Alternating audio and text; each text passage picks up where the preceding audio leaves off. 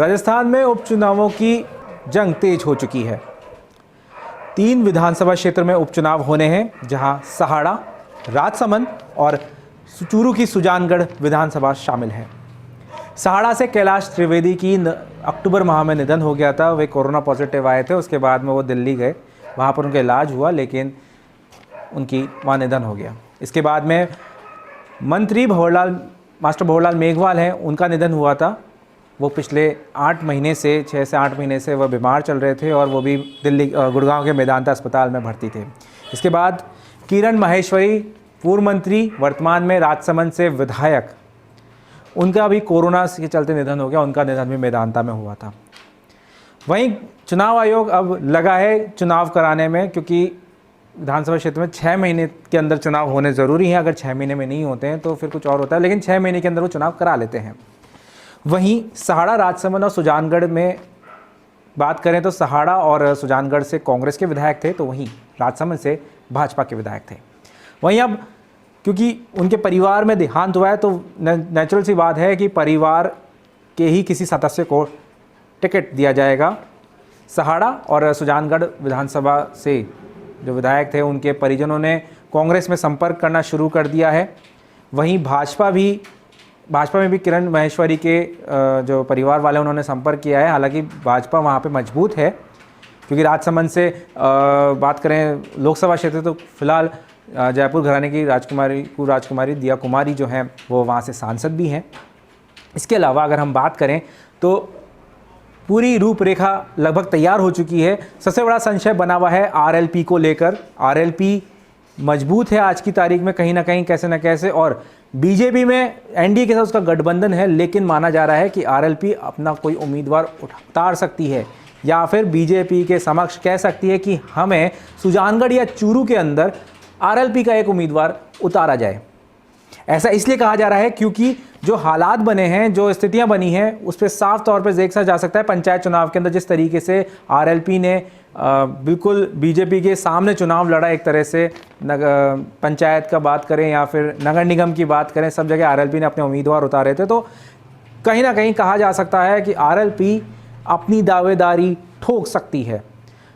हनुमान बेनीवाल की अभी वर्तमान में स्थिति बीजेपी के साथ में ठीक नहीं है। उन्होंने गहलोत सरकार के 2 वर्ष पूरे होने के अगले दिन ट्विटर के जरिए वसुंधरा राजे और अशोक गहलोत पर तीखे वार किए। उन्होंने साफ तौर पे कहा कि 22 साल तक अशोक गहलोत और वसुंधरा राजे ने मिलकर बीजेपी और कांग्रेस को लूटा है, बीजेपी और कांग्रेस जैसी पार्टियों को नीचा दिखाया है। तमाम ऐसी बातें चली, तमाम ऐसी रूपरेखाएं बनती रही, बहुत सी ऐसी बातें हुई, लेकिन अब जो स्थितियां बन रही है उस आधार पर देखा जाए तो जहां एक तरफ बीजेपी और कांग्रेस अपने दावेदारों को उतारेगी, तो वहीं बीजेपी और कांग्रेस को इस चीज़ का डर भी है कि अगर आरएलपी ने एनडीए से अलग होकर अगर अपना उम्मीदवार उतार दिया तो क्या रहेगा। आसान नहीं होगा जीतना।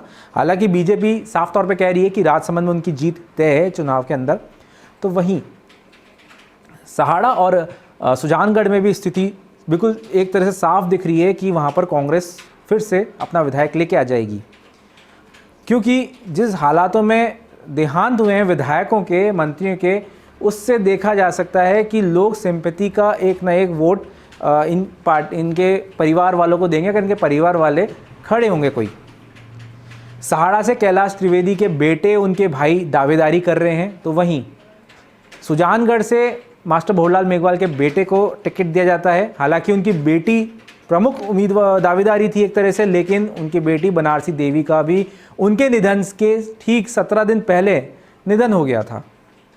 ये एक बहुत बड़ी क्षति थी मेघवाल परिवार के लिए, क्योंकि मास्टर भंवरलाल मेघवाल काफ़ी समय से बीमार चल रहे थे, करीबन 6 महीने से बीमार चल रहे थे, और माना ये जा रहा था कि अगर कुछ होता है तो बनारसी मेघवाल जो हैं उनको करे। वो पहले पूर्व में जिला प्रमुख भी रही थी, और जिस तरीके से वो तैयारियां कर रही थी, क्योंकि उनको भी था कि कहीं ना कहीं कुछ हो सकता है, इसलिए एक तरह से वो अपने पिता का वहाँ काम कर रही थी जाके, क्योंकि विधानसभा क्षेत्र में बतौर विधायक थे मास्टर भंवरलाल मेघवाल, लेकिन वो बिल्कुल हॉस्पिटलाइज हो चुके थे, कहीं जा नहीं सकते थे पूरी तरीके से। तो उनका सारा काम बनारसी मेघवाल देख रही थी, पर अब बनारसी मेघवाल भी नहीं है। इसलिए माना जा रहा है कि चूरू से शायद आरएलपी बीजेपी से अलग होकर अपना एक उम्मीदवार उतार सकती है, साथ ही सहाड़ा में भी वो ऐसा कर सकती है।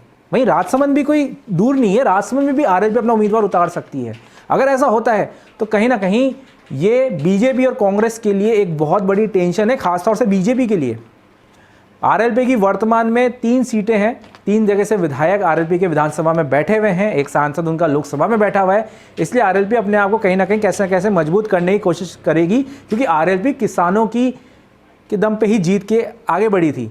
किसान आंदोलन चल रहा है, इसलिए आरएलपी इस चीज़ का फ़ायदा जरूर उठाएगी, और वो कितना फ़ायदा उठाएगी, कैसे उठाएगी, ये अब नए साल में पता चल जाएगा। क्योंकि जनवरी आने में बस कुछ ही दिन बचे हैं, 2020 खत्म होते 2021 आएगा और अप्रैल महीने के अंदर किसी भी हाल में चुनाव होने हैं। माना जा रहा है कि मार्च के अंदर चुनाव हो सकते हैं।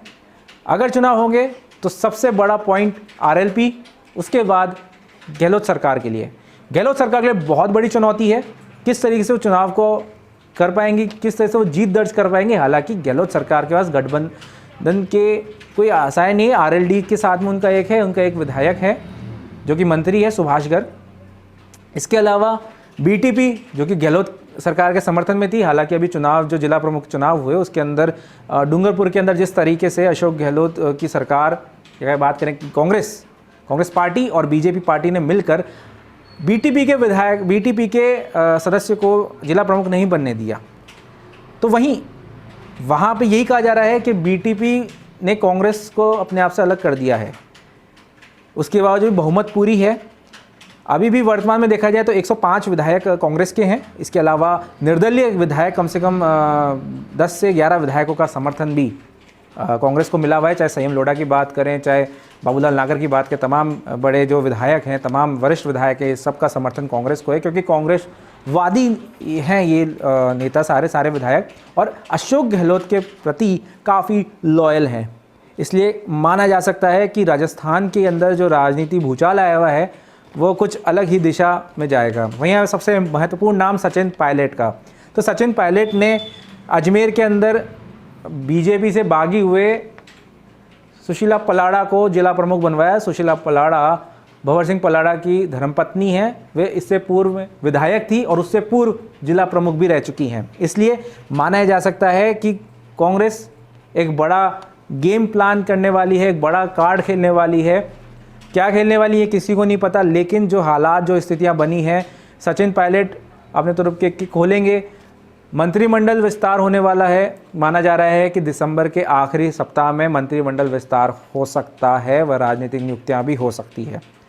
अब ये कहा जा सकता है कि राजस्थान के अंदर सचिन पायलट जो कि अपना एक उप मुख्यमंत्री पद खो चुके हैं, अध्यक्ष पद खो चुके हैं, वहीं माना ये भी जा रहा है कि उनके विधायक, जो उनके समर्थक विधायक है, उसमें से आधा दर्जन लोगों को मंत्री पद या फिर संसदीय सचिव या फिर राजनीतिक नियुक्तियों के अंदर उनको जगह मिल सकती है।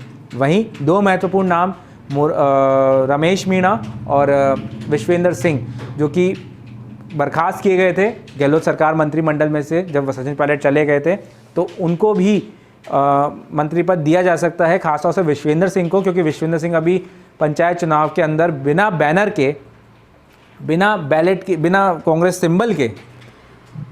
के सिंबल के उन्होंने वहाँ पे अपने लोगों को जिताया है और वो सब कांग्रेस में शामिल हो गए। इसलिए एक तरह से माना जा सकता है कि राजस्थान के अंदर अब जो मंत्रिमंडल विस्तार होगा उसमें रमेश मीणा को अगर रिप्लेस कर सकते हो तो सीधे तौर पर कोई और नहीं आएगा, लेकिन विश्वेंद्र सिंह का मंत्री बनना पक्का है। उनका पोर्टफोलियो भी देखा जाए तो काफ़ी ज़बरदस्त है। पर्यटक मंत्री और नेचर को अच्छी तरह समझने वाले हैं। हालांकि वो जब से मंत्री बने तब से उनकी आरटीडीसी के अंदर जो सचिव थे उनके साथ में बड़ी खटपट रही है, हमें चर्चा में रहे हैं विश्वेंद्र सिंह। लेकिन जो स्थितियां बन रही है उसको देखते हुए देखा जा सकता है कि विश्वेंद्र सिंह का रास्ता साफ है, वो मंत्री बनेंगे।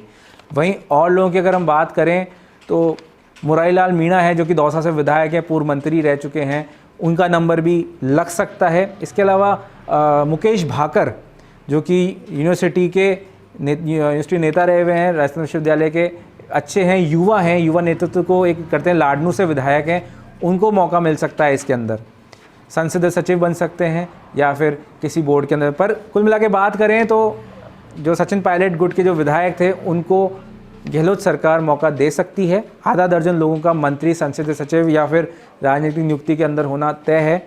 अब क्या होगी, ये गहलोत सरकार का एक रहेगा। बाकी गहलोत समर्थक विधायक जो हैं उनको भी बड़ी आशा है कि कुछ ना कुछ नया होगा।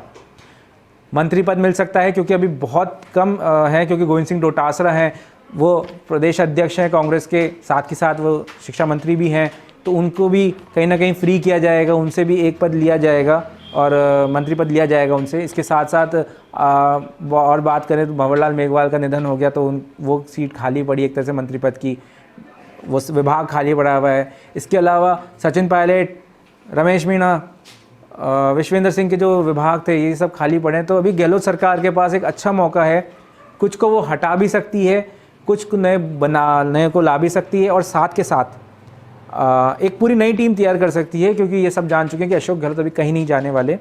वहीं सचिन पायलट की बात करें तो सचिन पायलट को AICC के अंदर एक बड़ा पद मिल सकता है। उनको राजस्थान छोड़ के शायद दिल्ली जाना पड़ेगा, दिल्ली जाके उनको केंद्रीय नेतृत्व के साथ बैठना पड़ेगा, क्योंकि आने वाले चुनाव बड़ा ही रोचक होने वाले हैं, इसलिए सचिन पायलट पूरी तरीके से तैयार रहेंगे।